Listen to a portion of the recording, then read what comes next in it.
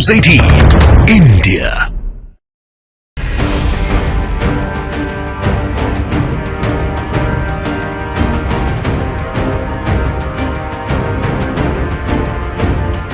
Honourable prime minister Shri Modi को धन्यवाद करना चाहेंगे कि उनके पर्सनल इंटरवेंशन से ये पॉसिबल हुआ।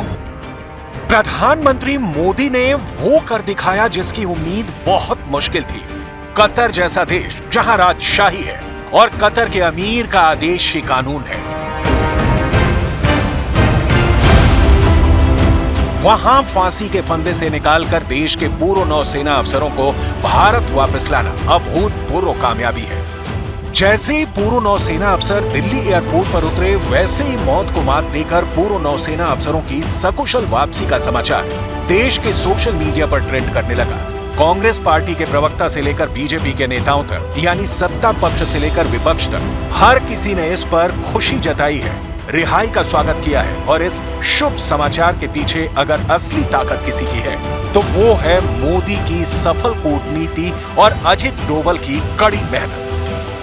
Without the intervention of prime minister Modi, it wouldn't be, आज हम आपके सामने खड़े नहीं हो रहे होते अगर इंटरवेंशन नहीं होता at that level, highest level. And specially government of India, उनके अथक प्रयास से कि वो कंसिस्टेंटली लगे रहे, and we are there in front of you. Thank you. Same thing, very thankful to the government and prime minister Modi कि हम लोग बाहर आ सके और वापस अपने कंट्री में आ सके। लेकिन सवाल ये उठता है कि आखिर ये रिहाई हुई कैसे? आखिर कतर के अमीर को भारत कैसे मना पाया? आखिर एक मुलाकात के बाद कैसे कतर के अंदर पासा पलट गया? ये पूरा घटनाक्रम बहुत दिलचस्प है, जिसमें भारत की कूटनीतिक विजय की खुशबू छिपी हुई है। पूरा घटनाक्रम हम आपको विस्तार से बताने वाले हैं। पहले सुनिए उन पूर्व नौसेना अफसरों का बयान जिनको भारत की कूटनीति ने नया जीवन दान दिया है।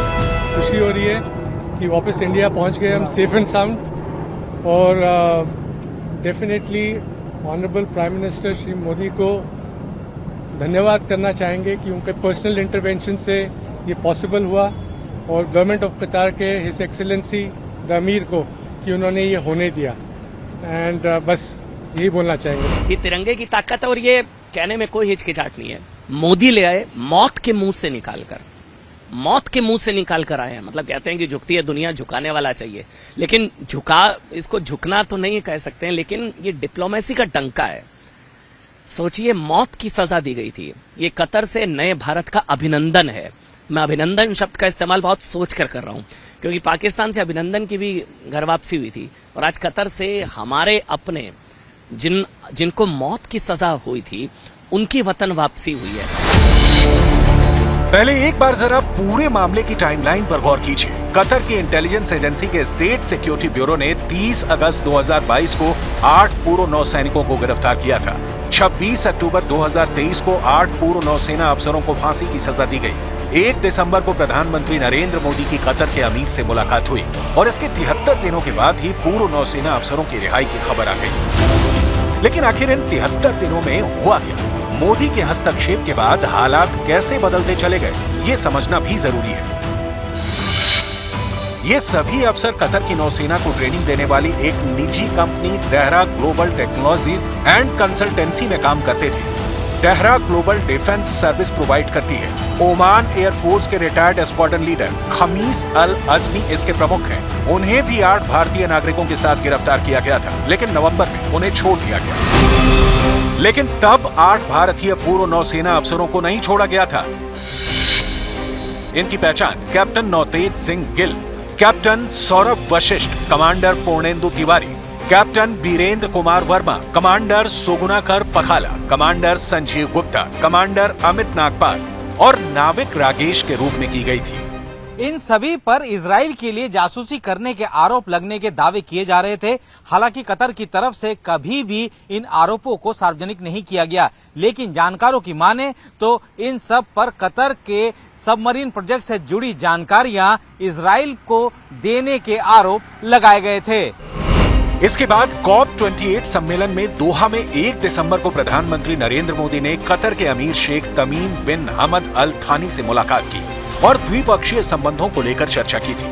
प्रधानमंत्री मोदी ने एक तस्वीर शेयर करते हुए सोशल मीडिया एक्स पर इस मुलाकात के बाद लिखा था, दुबई में कोप 28 के इतर कतर के अमीर शेख तमीम बिन हमद से मिलने का अवसर मिला। द्विपक्षीय साझेदारी की संभावना और कतर में भारतीय समुदाय के कल्याण को लेकर हमारी अच्छी बातचीत हुई। 1 दिसंबर 2023 को हुई इस मुलाकात के सिर्फ 48 घंटे के अंदर ही यानी 3 दिसंबर को भारत के काउंसिलर विपुल को सभी भारतीय अफसरों से मुलाकात के लिए काउंसिलर एक्सेस मिल गई थी और इसके बाद दिसंबर के आखिरी हफ्ते में यानी 28 दिसंबर को कतर की अदालत ने फांसी की सजा का फैसला पलट दिया। उस वक्त ये उम्मीद जताई जा रही थी कि फांसी की सजा रद्द होने के बाद अब जल्द ही अच्छी खबर आ सकती है। इसके लिए लगातार प्रयास किया गया, जिसका नतीजा 2 महीने के अंदर ही मिल गया। मोदी जी व्यक्तिगत रूप से इस विषय का जो लेके सुपरविजन करते रहे हैं और उनके सशक्त नेतृत्व का प्रमाण ही है ये एक प्रकार से, और संबंधों की सशक्तता को भी दर्शाता है कि 8 भारतीय नागरिकों में से दालधारा केस के 7 नागरिक इस समय अपनी भारत भूमि पे वापस लौटे। नौसेना अफसरों की वापसी में एनएसए अजित डोवल ने भी बहुत अहम भूमिका निभाई है। एनएसए डोवल ने कतर की कई यात्राएं की, जिसके बाद अफसरों की रिहाई का रास्ता साफ होता गया। भारतीय विदेश मंत्रालय ने इस फैसले के लिए कतर के अमीर को भी धन्यवाद दिया है। Grateful for their return. We are gratified on their return. We deeply appreciate the decision of the Qatarese government and the Emirs to release them. We are happy to have 7 of those Indian nationals back. 8th Indian national has also been released, and we continue to work with the Qatar government to see how quickly his return to India would be possible. विदेश नीति के मोर्चे पर मोदी सरकार की सफलताएं बेजोड़ है।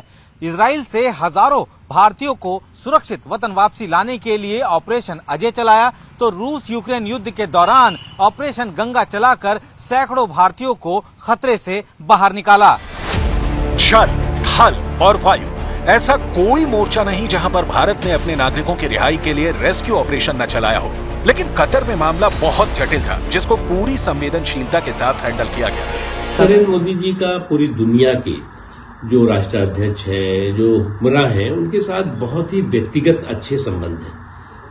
आज जो है वो नरेंद्र मोदी जी अगर ग्राउंड जीरो के ग्लोबल हीरो हैं, तो उसके साथ ही साथ वो पूरी दुनिया के विश्व के मित्र भी हैं, दोस्त भी हैं, और उनकी पर्सनल उनका रेपो और पर्सनल फ्रेंडशिप उनके साथ तमाम हुक्मरानों के साथ है। उसका नतीजा है कि समय समय पर तमाम संकट के समय, तमाम कंटक के समय देश को बहुत उसकी राहत मिली है। एक तरफ जहां सरकार ने कतर में अंतर्राष्ट्रीय स्तर पर कूटनीतिक रणनीतियों को अंजाम दिया, वहीं दूसरी तरफ घरेलू स्तर पर भी काम किया गया। विदेश मंत्री एस जयशंकर ने मौत की सजा पाए पूर्व नौसैनिकों के परिवारों से मुलाकात की थी और उन्हें आश्वासन दिया था कि सरकार रिहाई को सुरक्षित करने के लिए हर संभव प्रयास करती रहेगी, और ये सारे प्रयास आखिरकार रंग लाए। प्रधानमंत्री जी ने एक बार नहीं लेकिन बारंबार दिखाया है कि उनके कार्यकाल में वे केवल प्रधानमंत्री नहीं हैं, वे प्रधान सेवक हैं, वे प्रधान रक्षक हैं। और चाहे यूक्रेन के युद्ध के समय में हो, जब भारतीय विद्यार्थियों को सुरक्षित वापस लाया गया, चाहे अनेक ऐसे घटनाएं 10 साल में हुई हों जहां एक एक भारतीय को सुरक्षित वापस लाने की बीड़ा और जिम्मेदारी प्रधानमंत्री जी के द्वारा सफलतापूर्वक संभाली गई है। कांग्रेस पार्टी के राष्ट्रीय प्रवक्ता जयराम रमेश ने भी इस रिहाई का स्वागत किया है। हमारी पार्टी की ओर से हम सभी देशवासियों के साथ राहत है, हमें खुशी है कि इनको रिहा कर दिया गया है और वो वापस आ गए हैं, और हम उनको और उनके परिवारों को शुभकामनाएं का संदेश भेजते हैं। भारत और कतर के बीच व्यापारिक रिश्ते भी इस पूरे मामले में एक महत्वपूर्ण पहलू है। कतर की अर्थव्यवस्था में गैस के निर्यात की अहम भूमिका है और भारत कतर की गैस के सबसे बड़े खरीदारों में से एक है। ऐसे में कतर भारत के साथ अपने रिश्तों को बेहतर करना चाहता है, क्योंकि ये उसके देश की सेहत के लिए जरूरी भी है।